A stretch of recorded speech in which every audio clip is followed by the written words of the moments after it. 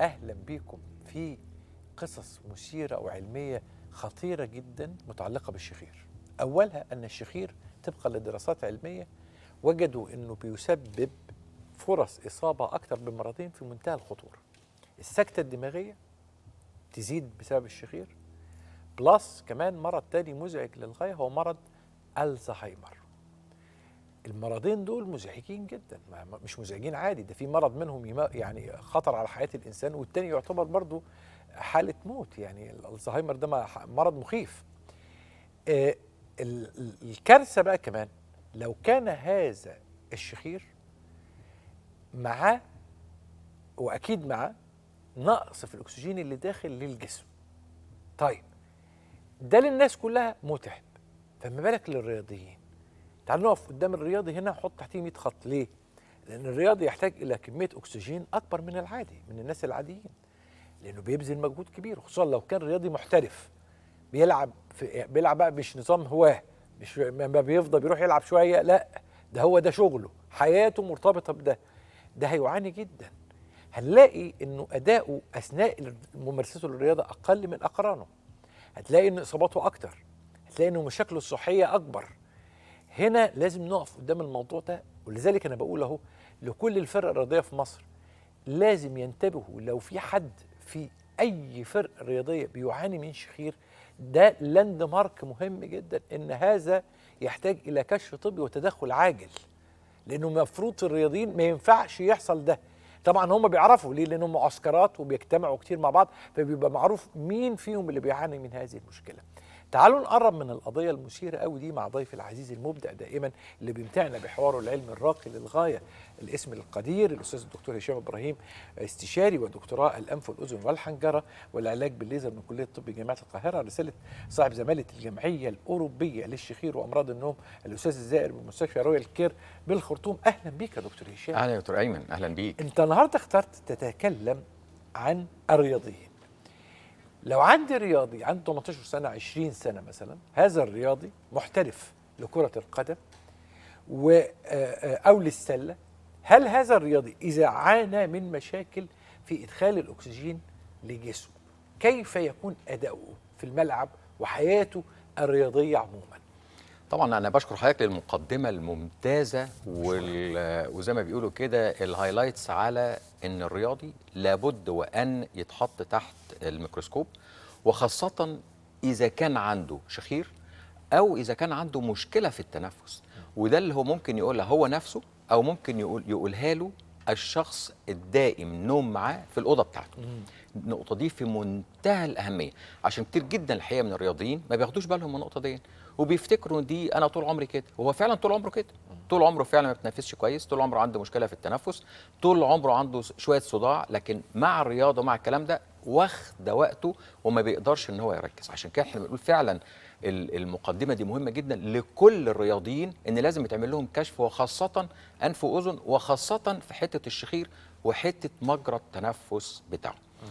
طبعا عشان نقول مجرى التنفس والرياضي ومشكلته جوه، اذا كان لاعب كره قدم وخاصه اذا كان محترف او حاجه زي كده، طبعا كميه الاكسجين اللي بتخش من الانف دي اساسيه ان هي تغذي كل حته في جسمه، وخاصه العضلات، لان العضلات مع المجهود ومع الحمل الزائد في التمرين وفي الماتشات طبعا بتستهلك كميات كبيره جدا، وبيبقى محتاج ان كميه التنفس وكميه الاكسجين من مناخيره مش بتبقى عاديه، تبقى فوق العاديه كمان، ما يبقاش فيها اي نسبه خطا.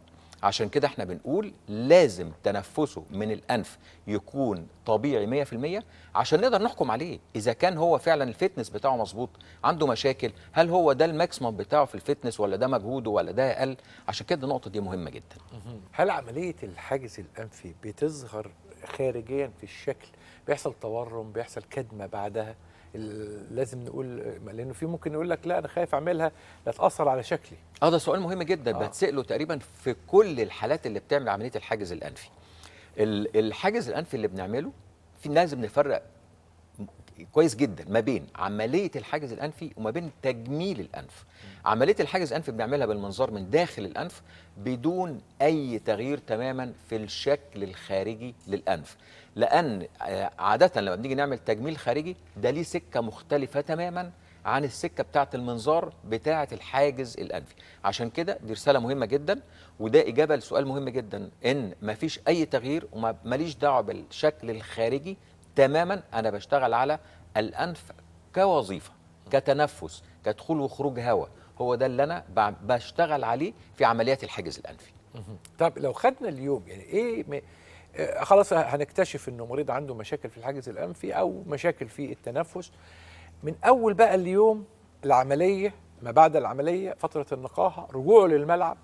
كويس جدا. هو الحقيقه الحاجز الانفي عاده بيبقى من الحاجات المختفيه شويه للمريض، بمعنى انه هو يجي يقول لي انا بقالي فتره طويله جدا مناخيري مسدوده، فتره طويله جدا بتشخص حساسيه، فتره طويله جدا بتشخص ان انا عندي تضخم في الغضروف، وماشي على بخاخات وماشي على نقط وماشي على ادويه حساسيه بقالي سنين ومفيش فايده.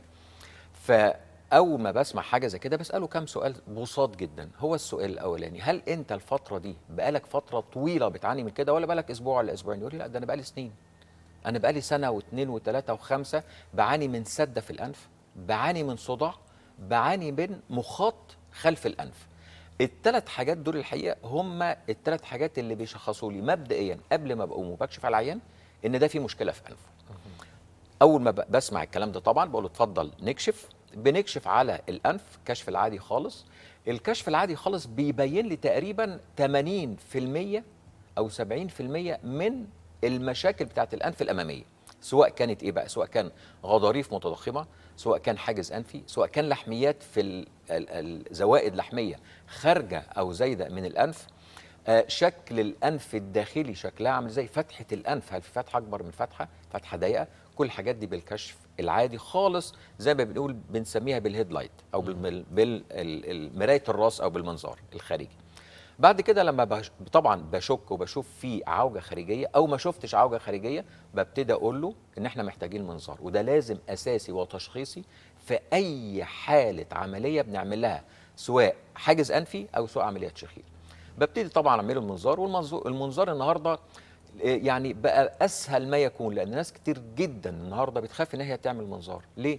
ده المنظار النهارده بنشتغله بنسميه المنظار الفايبر اوبتيك، اللي هو المنظار اللين، مش المنظار بتاع زمان اللي هو الحديده الطويله وبدخلها من الانف الحقيقه وبتجرح وبتعمل مشكله. لا، الفايبر اوبتيك الحقيقه مميزاته كتيره جدا. اولا لين، ثانيا ما بيحتاجش اي تخدير، العيان ما بيحسش بيه، وكتير جدا او يعني لما فين وفين لما بنحط مخدر موضعي، والمخدر الموضعي ساعات كمان بيتعب العيان اكتر من المنظار نفسه في الحرقان في الانف الفتره الاولانيه.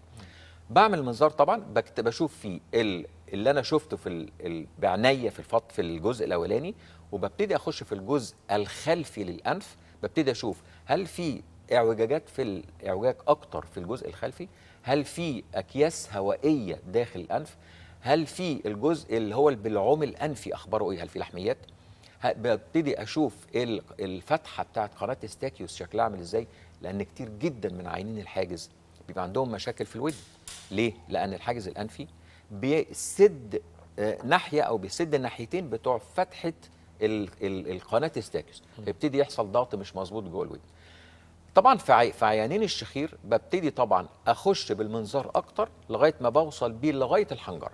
ببتدي بقى اشوف السوفت بالات اللي هو اللهاه، ببتدي اشوف سقف الحلق، ببتدي اشوف قاعده اللسان اخبارها ايه، لغايه ما بوصل لغايه لسان المزمار والاحبال الصوتيه. مجرى التنفس لازم يبان ليا 100%، وبشوف فيه كل جزء صغير، وكل الكلام ده بيتاخد للمريض ويتعمل له ريبورت، وبيتاخد بصوره يتاخد للمريض كدوكيمنت معاه.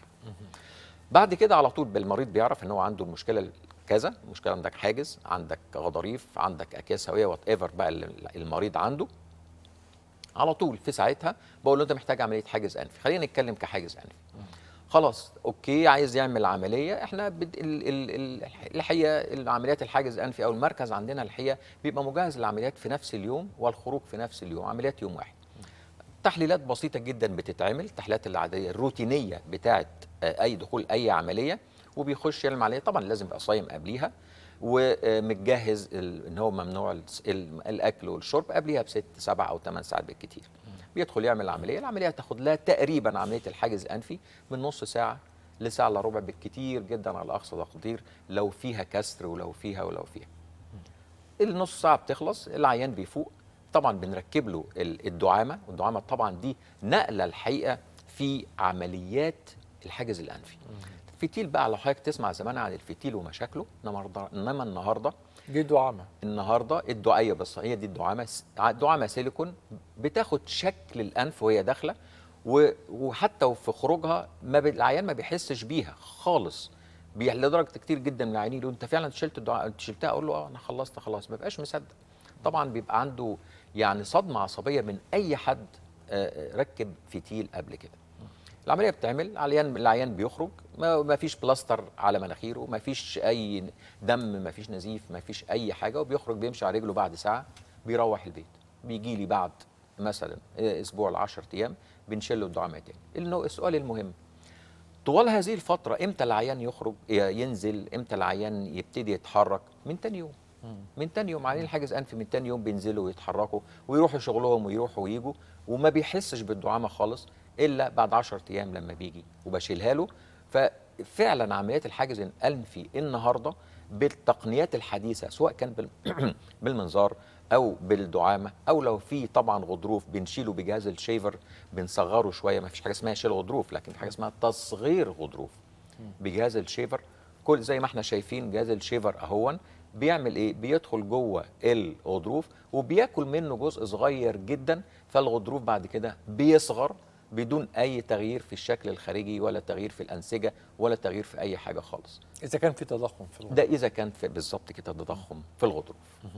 عندنا حاله رياضي بالفعل، قصته ايه قبل ما ندخل نسمع؟ الحقيقه محمد هاني ده ولد يعني بيلعب في فرقه في بورسعيد، في الفريق الاول.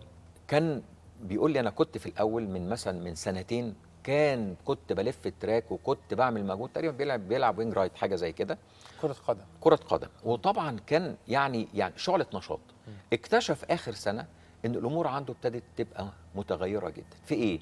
ابتدى يحس ان المجهود عنده اقل، ما بقاش يقدر يلف التراك كويس. الماتشات نفسها بيجي بعد الشوط الاولاني تبص حضرتك تلاقي المجهود بتاعه قل 50%. ابتدى ينهج، ابتدى يتعب، ابتدى يعرق، ابتدى يحس ان هو حالته الصحيه مش مظبوطه. طبعا حتى المدرب بتاعه قال له لا انت يا هاني او يا محمد هاني، انت ما كنتش كده قبل كده، لازم تروح تكشف وتشوف ايه الموضوع. طبعا هو كأي واحد زي ما حضرتك قلت كده رياضي ما يبقاش مركز هو ايه الموضوع، يكشف ايه ويعمل ايه، هو ما يبقاش هو عارف. بيفكر يقول لك انا مع تدريب ازود بالظبط. شويه، وزني زاد، مش عارف بالظبط. ايه، طب اكل شويه، طب اخد عشان فيتامينات. متنرفز متضايق، بالظبط. في مشاكل في البيت، مش بالظبط. لغايه طبعا لما ايه، لما حد نصحه قال له لا انت ممكن عندك في النفس عندك اخباره. قال لي اه النفس عندي ساعات بيتضايق وبتكتم. قال له بس انت تروح تكشف انف واذن. فهو فعلا جالي، كشفت عليه، لقيت فعلا عنده عوجه جامده جدا في الحاجز الانفي، وكان عنده تضخم في غضروف واحد في الناحيه اليمين. طبعا هو طبعا ما صدق ان اكتشفنا ان عنده مشكله، والمشكله دي ممكن تتحل. هو الحقيقه ما كانش برضه متخيل قد ايه الحاجز الانفي لما هيتعمل ممكن هيرجع يلعب تاني وهيرجع للحاله الطبيعيه بتاعته. قلت له اصبر على نفسك شويه لغايه ما نشيل الدعامه وتنزل تلعب تاني وتشوف الدنيا اخبارها ايه، وانا مش هاخد منك اي فيدباك ولا اي كومنت الا بعد ما ترجع لي وتقول لي الاخبار ايه وتكون نزلت ورحت واتدربت. جالي فعلا بعديها بشهر مش مصدق نفسه. بقى حاجه، حتى المدرب نفسه ابتدى يقول له لا ده انت اتغيرت، ده انت رجعت زي الاول. قلت له بس الموضوع بسيط اي جدا. حد في الفرقه عنده مشكله نشوف بقى الحاجز الانفي. انت نورت وشرفت. اهلا بيك يا دكتور. ضيفي العزيز القيمه العلميه القديره الاستاذ الدكتور هشام ابراهيم، استشاري الانف والاذن والحنجره، الدكتوراه الانف والاذن والحنجره والعلاج بالليزر، زماله الجمعيه الاوروبيه للشخير وامراض النوم، الاستاذ زائر بمستشفى رويال كير بالخرطوم. نورت الدكتور واسعدتنا بهذا الحوار. اشكرك. خلي بالكم من صحتكم، خلي بالكم من التنفس بتاعكم، خلي بالكم من الحاجز الانفي، خلي بالك من اي تغير واضح في ادائك البدني، ما تعزهوش، ما ترجعهوش يعني للتعبيرات او التفسيرات اللي هي الكلاسيكيه. انا ما نمتش كويس، بس ما ده مره، لكن بقالك فتره لا، لازم ندرس الموضوع. وطبعا لو حد في البيت قال لك انت بتشخر، لازم تضع في الاعتبار ان الموضوع ده شيء مرضي مزعج للغايه.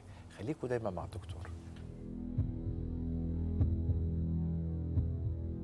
19 سنة، لعب كورة في إحدى النوادي المشهورة في بورسعيد. كنت بلعب كورة وجت من 3 سنين فترة حسيت إن أنا مش عارف أتنفس في الملعب، وأنا بلعب برضو برجع وبطلع من الماتش والمدرب يطلعني وكده. فروحت كشفت في بورسعيد، عرفت في إيه، طلع إن في عملية حاجز أنفي المفروض تتعمل. فروحت وكشفت في بورسعيد عندنا وعرفت إن في المفروض عملية المفروض تتعمل اسمها حاجز انفي. جوه الماتش كنت بتضايق برضه لما المدرب كان بيطلعني، كنت بتضايق من نفسي ومناخيري، وكنت اطلع في كل الماتشات حتى المهمه ومش المهمه. كنت بتضايق برضه في حياتي، كانت بتنفس من ناحيه واحده. فرحت وكشفت وقال لي لا، العمليه لازم تتعمل، دي لحياتك برضه بعيد عن الكوره.